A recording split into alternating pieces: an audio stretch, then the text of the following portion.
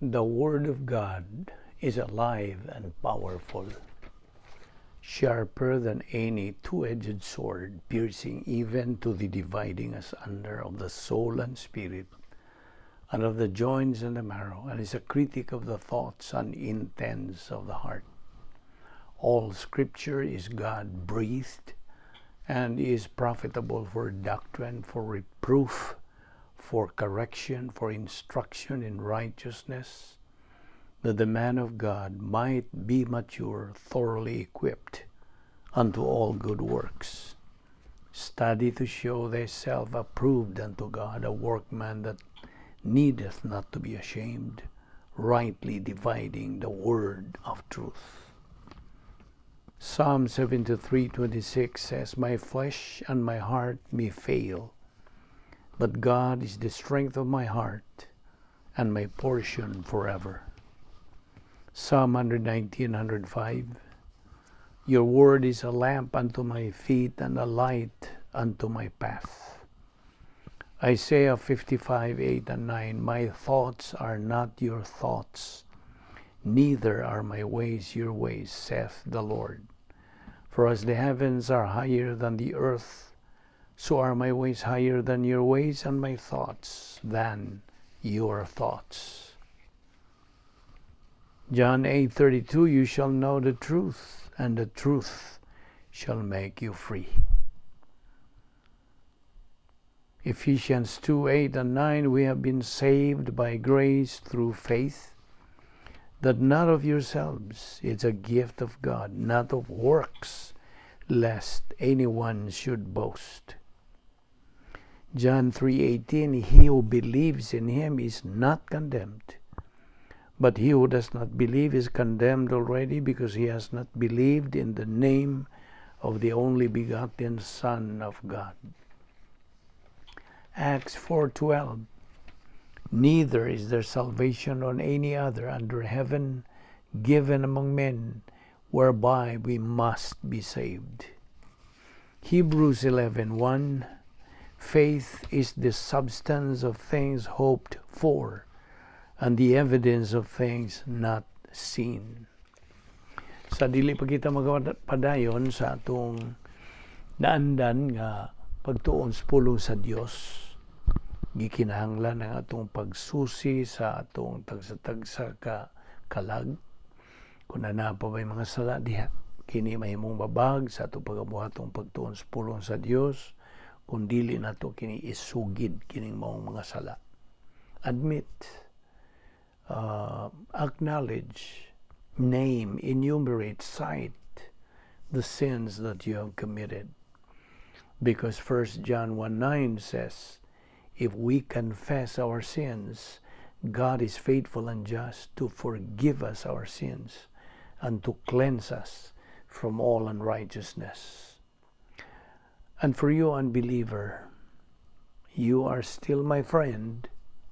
You're not my brother yet until you believe and accept salvation by faith alone in Christ alone. Acts 16:31 says, Believe on the Lord Jesus Christ, and thou shalt be saved. Musa sa hilom mag-aampo ta.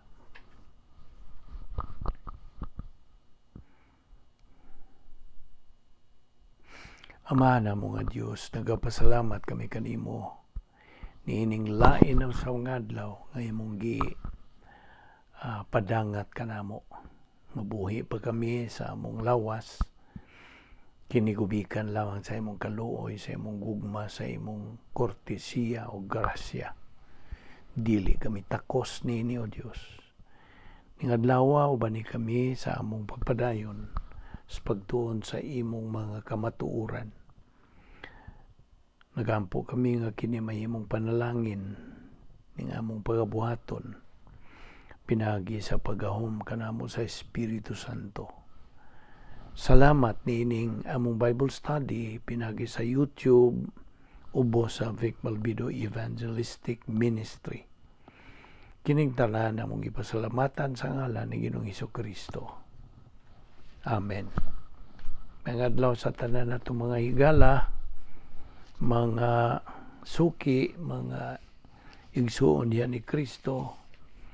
Welcome na, of course, sa atong mga subscribers. Welcome no sab ning atong pagpadayon sa pagtuon sa pulong sa Dios nining adlaw.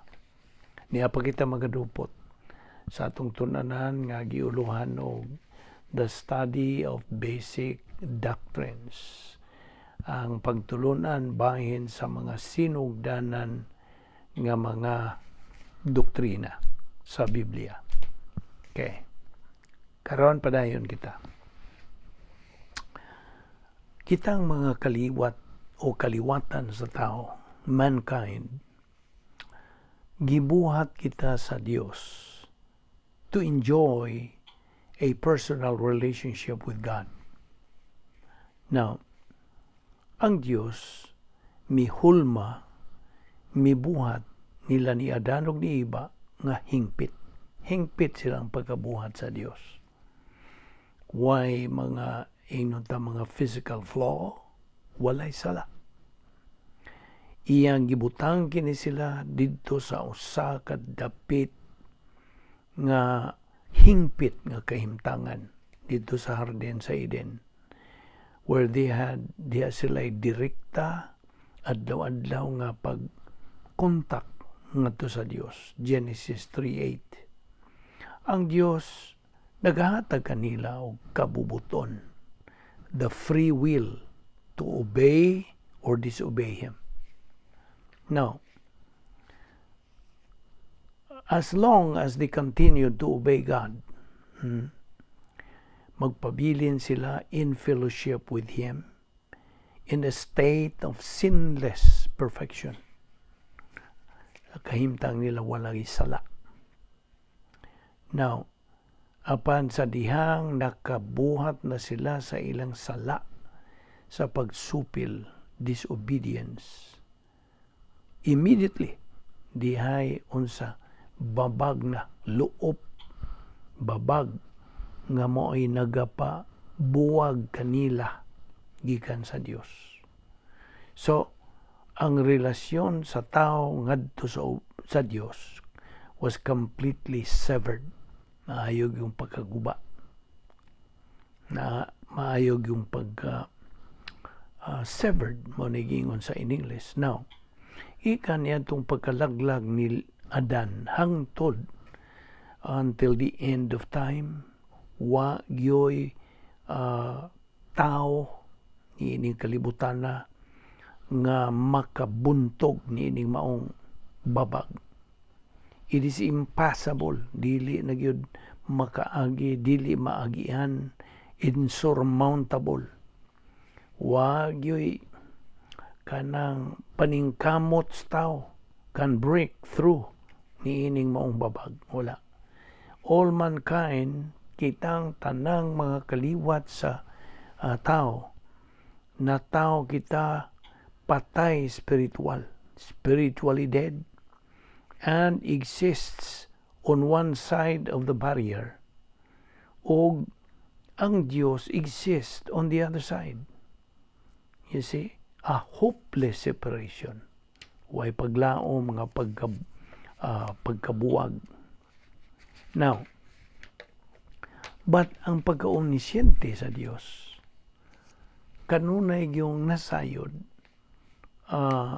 nga ang kabubuton sa tao would alienate him from his Creator. Nahibuan ka na sa Dios. Consequently, dito sa eternidad, kaniadtong eternidad, ang Dios nga mahan midisinyo siya og hingpit nga plano aron mabungkag kining maong barrier, kining babag pinaagi sa kanang buhat sa kaluwasan nga paghimuon ni Ginoong Kristo dito sa cross.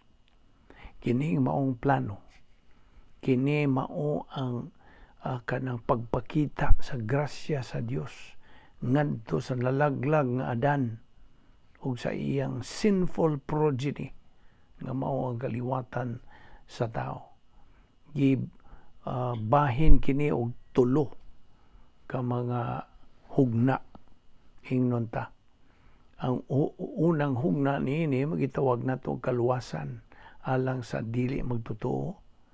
Ang ikaduhang hugna mao na ang magtotoo niining panahon, ug ang ikatulo nga hugna ang magtotoo dito na sa eternidad. Kung ato paning hubaron sa in English, the human kaning grasya kini sa Dios, plano sa grasya nga gipahiluna niya, og it's divided into 3 parts. Phase 1, salvation.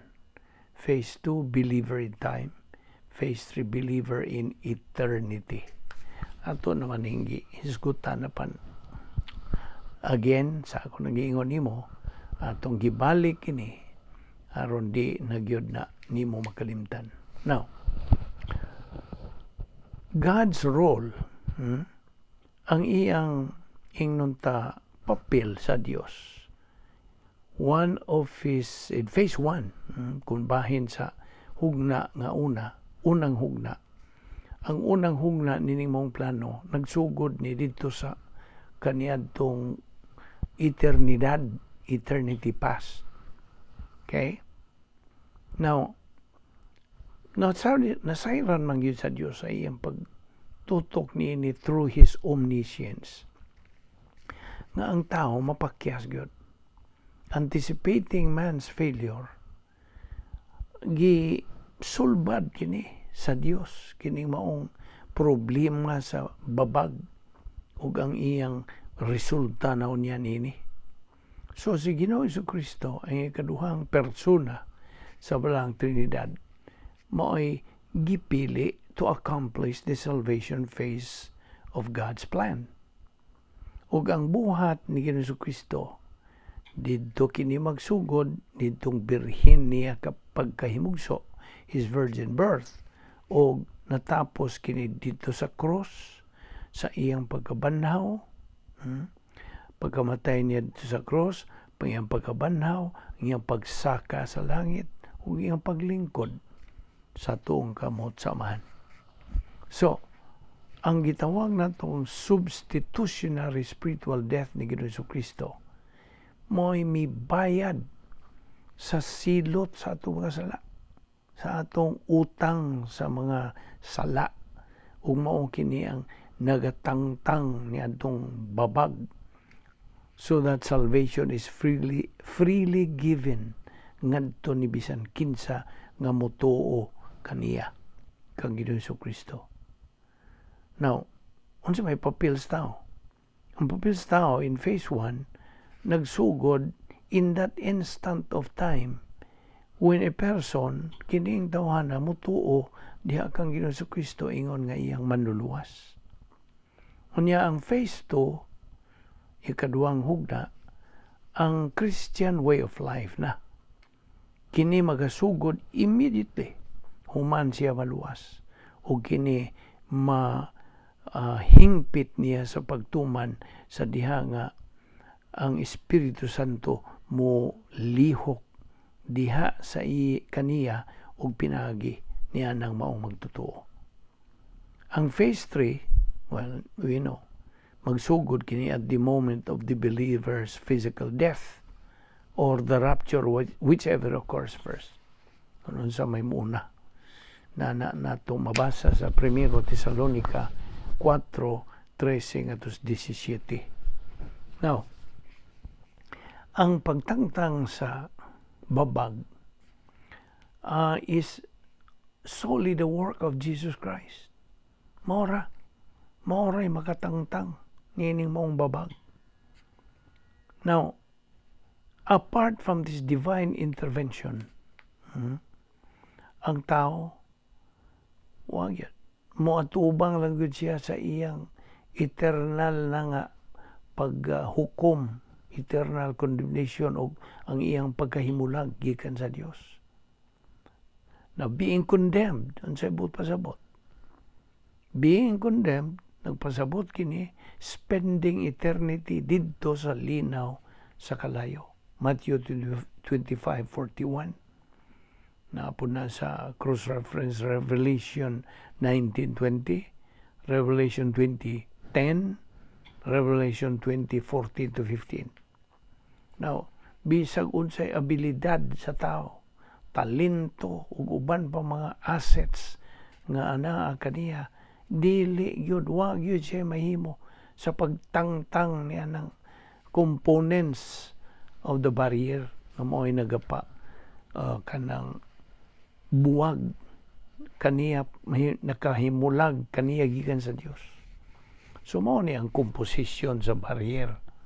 Kanibang babag, sa maning babag, of course, mao na ni ang babag nga kanang nagaluop sa tali sa taog sa Dios. Now, for the sake of illustration, consider the barrier to be composed of bricks. Marabag kanang na ay sa may bricks sa Bisaya. Muragod na og mga bato. Okay.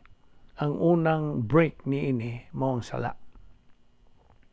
Unsa gisulti sa Roma 3:23, kaya ang tanan nakasala og nakabsan sa himaya sa Dios, miss the mark of the glory, meaning essence kinaiya sa Dios.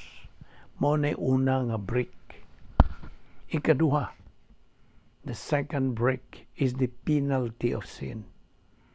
The wages of sin is what? Kamatayon. Ang kanang suhol sa sala mao ang kamatayon. Roma 6:23. Mao na ikaduha. Ikatulo nga brick, physical birth. Now, ang tao is born physically alive but spiritually dead. Mao magyud na ang kanang kahimtang nato, separated from and unable to have fellowship with God. Wala. What tay mahimo stong paningkamot atong mabuhat. Wala. And you were dead in your trespasses and sins. Mao nagisulti sa Episo 2:1.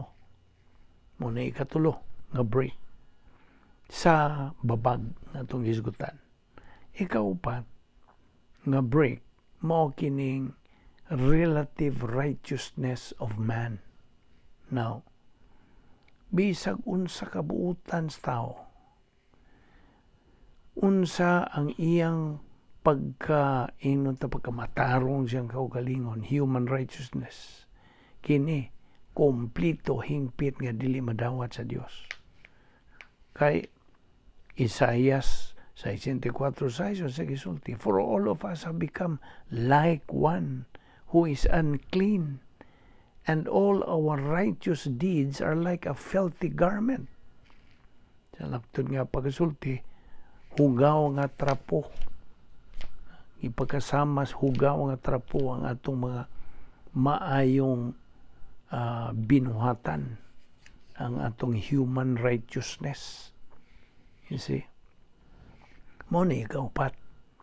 Ikalima nga brick, the fifth brick, mao ang kinaiya sa Dios, His divine essence. Now, dili man gyud maka-measure up ang tao up to the divine attributes of perfect God. Dili siya makakabuot sa perfect standard sa Dios. No one is as good as God. Wala. There is one who does good. There is none. Dili kay there is one. There is none who does good. There is not even one. Na sa Roma 3:12. Now, muna ikalima. Ikaunom nga break, mao ang posisyon sa tao, kahimtang sa tao diha ni Adan. Now, nabitaw na sa 1 Corinthians 15:22, nagingon, for as in Adam, all die. Tanan nangamatay. Kaya ang iyang pagkalaglag ni Adan, ang kadtong unsay resulta niya itong pagkalaglag niya? Spiritual death. Not only disqualified all humanity from fellowship with God, kundili, gilimitahan na ang physical life span of the human race. You see? Mao nang na anay kinutuban ang buot pasabot sa physical life span sa kaliwatan sa tao, sa human race. Now, uban ining maong mga bricks, yun ta kanang siminto ba o kanang hollow blocks, ingnon lang nato. Okay? With these bricks stacked against us, kining maong babag is truly insurmountable. Dili nato maguba, mapusgay, mabungkag, dili. Kundili pinaagi lamang sa kaluwasan nga buhat ni Ginoong Jesucristo. God leveled the wall and crushed the bricks. Pinagi yan itong gibuhat ni Ginoong Jesucristo dito sa krus. Maura, apan kung tinawhanon, gyoy mahimo ang tao. So, okay, mga tanan na po kunimo karon. Unsa man gyud ang sala? What is sin? Well, kung ato kining i-define sa English, sin is anything contrary, supak, to the character of God or acting independently of God and His provision. Mo na definition diha. Sa ito pagsupak, pagsupil, pagkontra sa kinaiya sa Dios ug ang atong pag-act independently of God ug sa iyang provision. Ug besides, ang sala mao ni gitawag nato og nakabsanta sa kanang pagkamatarong sa Dios. This is coming short of God's righteousness. Romans 3:23. Ang unang sala sa kaliwatan sa tao, mao to'y buhat sa pagsupil, pagsupak sa batok sa kabubuton sa Dios. Unsa man tong ilang unang sala? But from the tree of the knowledge of good and evil you shall not eat. Mao man ay pasidaan sa Dios diha sa Genesis 2:17. Now, sa dihang si Adan mikaon niya itong gidili nga kanang bunga na mo na to. The offense had all-encompassing repercussions for mankind. Mao to'y gidangatan kanatong mga kaliwat ni Adan na panunod. Mao pito tawag na to salang panulundon katong nabuhat ni Adan. Mao ni, this first sin, Adam's original sin, gi-impute or officially charged ngadto sa tibuok intiro ng mga kaliwatan sa tao. Now, sanglit si Adan nagarepresentar man sa kaliwatan sa tao, we stand or fall with him, right? So, sa diha nga siya nakasala, kita nakasala.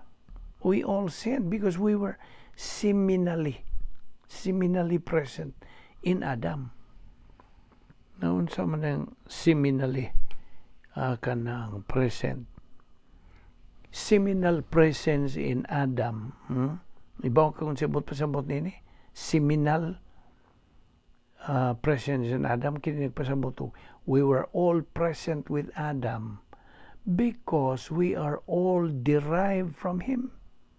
Iyatang kanang seed, iyatang liso, mo na ibut pasabot. So nakuha nimo katong ahong pasabot nimo. So when Adam ate the forbidden fruit, namo na to lagi, mo to'y nabuhat niyang sala nga panulundon, had all-encompassing repercussions for mankind. Mo katong original nga sala ni Adan, o gipahid na nato diri kanang giangin kanatong tanang mga sakop sa kaliwatan sa tao. Kay si Adan mo may nagrepresentar sa kaliwatan sa tao. So we stand or fall with him. So sa diyang nakasala siya, kita nakasala pod. Because we were seminally present in Adam. So nakasabot na ka. For as through the one man's disobedience, the many were made sinners. Nanas Romans 5:19. So, kitang tanan nga mga katawhan are all condemned. Dili tungod sa itong mga personal nga mga sala, kundili tungod sa original nga sala ni Adan. O we also inherit Adam's sinful nature. Ato pong napanunod ang iyang kinaiyang makasasala. Kay si Adan nahimo namang makasasala. We are born sinners na. Kitang mga katawan. Kaya ang kinaiyang makasasala nga iyang na-acquire is genetically passed down sa iyang mga kaliwat. Each and every one of us matag usa ka nato. So, mao na nga sanglit ang kaliwatan sa tao. The humanity of Christ was conceived by me. No. Let me rephrase that. Sanglit ang pagkatao ni Ginoong Kristo was conceived by means sa Espiritu Santo. He was born without the genetically formed sin nature. You see? Tungod kay siya na tao man pinagi sa gahom sa Espiritu Santo, conceived by means of the Holy Spirit, siya na tao nga why genetically formed nga kanang kinaya magsasala. Wala. Kitarang tanan gawas niya. So, atong panunod ang kanang kinaiyang magsasala gikan ni Adan, kay siya nahimong mga magsasala, kita pod nahimong mga magsasala. So, mo to hong ingon nimo nga ang kinaiyang magsasala atong napanunod, atong unsay nga nakaangkonta yan ang kinaiyang magsasala, kay kini genetically passed down man sa iyang mga kaliwat, matag usa ka nato. We all possess the same corrupt nature. Kitang tanan. Why exempted? Gawas lang kang Ginoong Kristo. There sa Roma 5:12 sa isulti. Therefore, just as through one man, Adan, sin entered into the world, and spiritual death through sin, and so death spread to all men because all sinned the moment Adam sinned. So, death spread to all men. Ang kamatayon, mikuyanap na ngadtos tanang mga tao because the condemnation of Adam's sin gi-impute kini sa atong genetically formed sin natures sa atong pagkahimugso, resulting sa espirituhanong kamatayon, spiritual death. Kasabot ka? Now, consequently, kitang tanan na tao na himugso diha sa slave market of sin. Ingnon ta merkado sa mga ulipon sa sala. O sakto ba ng binisaya? Slave market of sin.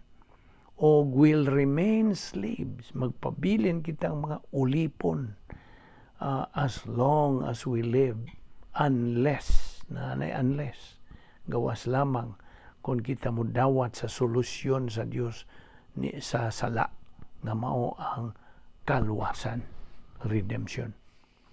Now, doon ay duha ka Grigong mga pulong diya sa Biblia. Lutruo. Ang unang pulong nini is lutruo. L-U-T-R-O-O, lutruo. Og ang usa, agoradzo. Agoradzo. Kini gi-translate og redeem, paglukat. Ang lutruo og sa iyang compounds nag-emphasize kini sa idea of purchase or ransom.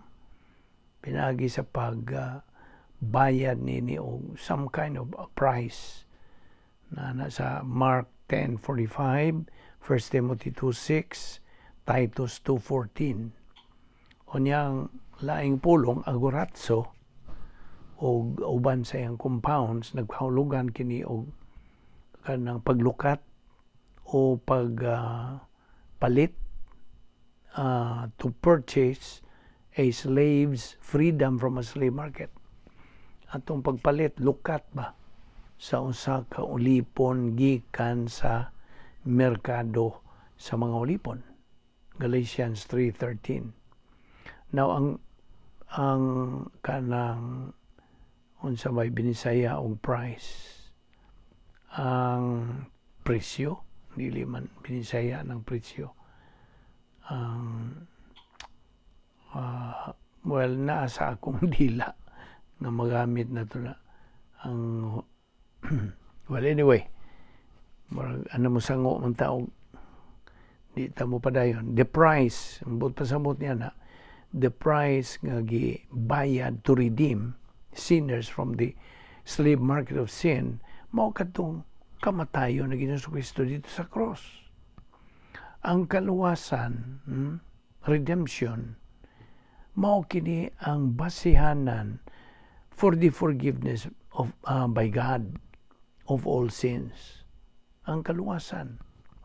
Kung naay mga bersikulo daghan diha nga suportar niya na, and the basis for sa imong kanang binalaan na o kanang namatarong na justification, Romans 3:24. Now, so ang paglukat sa katawhan gikan sa merkado sa mga ulipon sa sala, kini bang paagiha si Ginoong Kristo gihukman sa matag sala nga atong nahimo, nabuhat, or ever will be kanang committed by the human race. Si Ginoong Kristo mo'y gihukman tungod niya na. Ang pagtangtang sa sin problem alang sa tanang katawan, gitawag kini og doktrina sa way limite na pagtubos. Sa in English pa, the doctrine of unlimited atonement. 1 John 2:2, sige sulti. And He Himself is the propitiation for our sins, believers. And not for ours only, but also for those of the whole world. Now, tungod kay si Ginoong Kristo, mao may kadang pasan, midawat sa tanang sala, sa tibuok kalibutan didto sa cross nga iyang gibuhat kini, ang kaluwasan available to the entire human race na gahuwat lang. Upon redemption is effective only, may epektibo lang kini alang niadtong nagatuo kang Ginoong Kristo. Kasabot ka, maura ni. That is the only solution there. Redemption is effective only for those who believe in Christ. John 1:12, popular ka ng bersikulo, but as many as received Him, to them He gave the right to become children of God, even to those who believe in His name. Now, nakita nimo? Now, aniya ang kanang silot sa sala atong hisgutang gamay niya na penalty of sin. Matangtang lang kining maong penalty by expiation, kanang papas, I don't know how to translate this in Visayan, by expiation. Okay, anyway.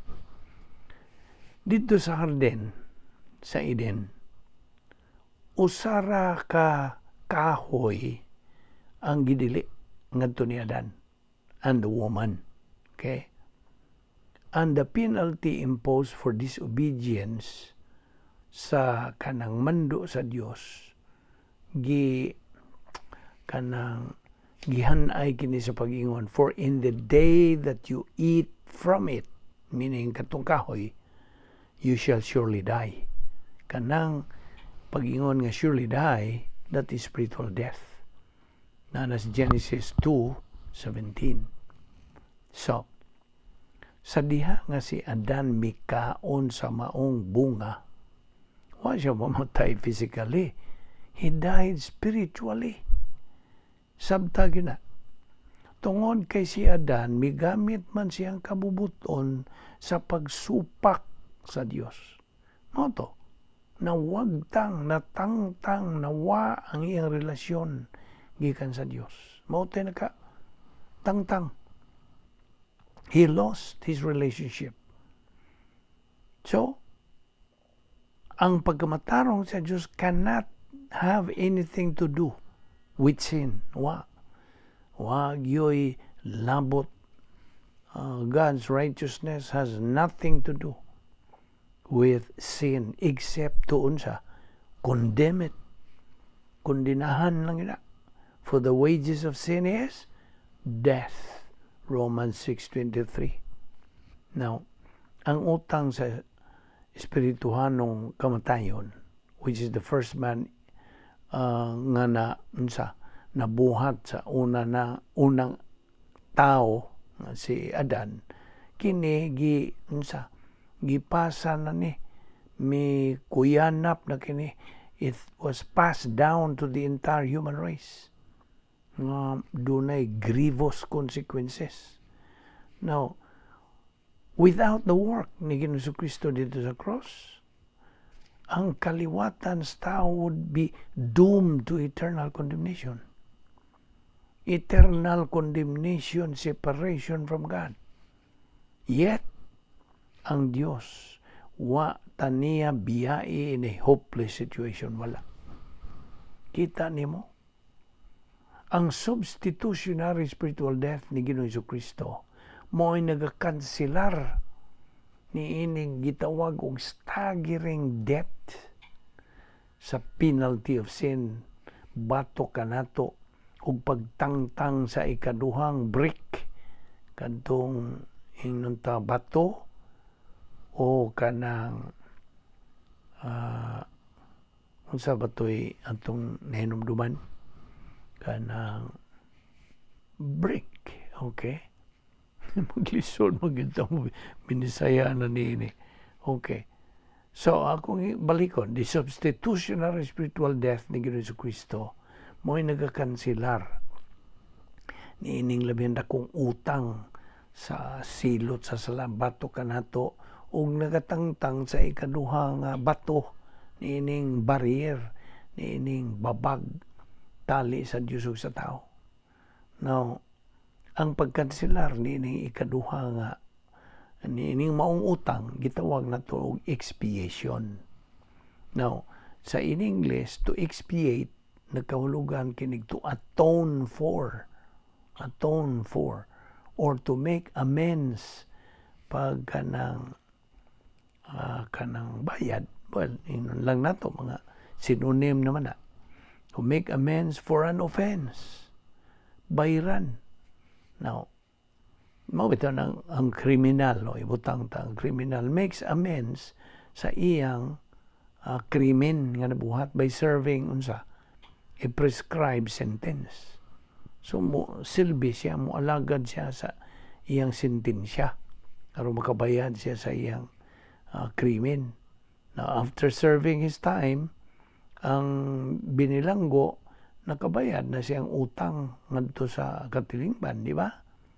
Apan kita as ingon nga mga binilanggo sa sala, prisoners to sin, dili kita makarepay our debt to God. Never. We cannot meet God's standard of perfect righteousness. Dili. Ang silot sa sala, bato kanato, nakapahimutang kanato nga wa nay paglaom sa pagbayad sa atong utang. Only God's grace na mo lihok na dayon. Ang grasya ra gyud sa Dios mao'y makasupply complete and perfect payment. Namo na. Sa gisulti sa Colossians 2:14, having cancelled out the certificate of debt consisting of decrees against us, and which was hostile to us, and he has taken it out of the way, having nailed it to the cross. Namo na atong ipadayon ni ugma. Naghan patag paghisgutan bahin ining barrier nga nagaluop, nagababag kanato nga mga kaliwat ni Adan. Ato ni padayon ugma. Magampo ta, amahan mo nga Dios, nagapasalamat kami kanimo. Niining mga kamatuoran nga mugi tun-an bahin nining nagababag kanamo ingon nga mga sakop sa kaliwatan sa tao, ug amo kining gitun-an kadtong pagsugod gyud niini nganong naka panag-iya kami kinaiyang makasasala nga maoy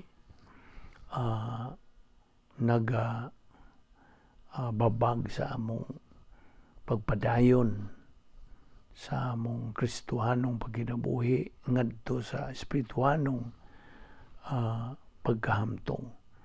Salamat o Diyos, tultuli pa kami dugang kamaturan bahin ini, o dada kami pagbalik, ugma, din aron kami makapadayon sa among spiritual momentum. Salamat sa among pag-uban kanamo, dili kami takos, nining among nadawat, nga imong kamaturan. Hinaot nga kini imong panalangin sa among mga kinabuhi. Salamat niya mong Bible study through the YouTube under the Vic Balbido Evangelistic Ministry. Dada kami pagbalik ugma dinhi. Kining tanan among ipasalamatan sa ngalan ni Ginoong Hesukristo. Amen.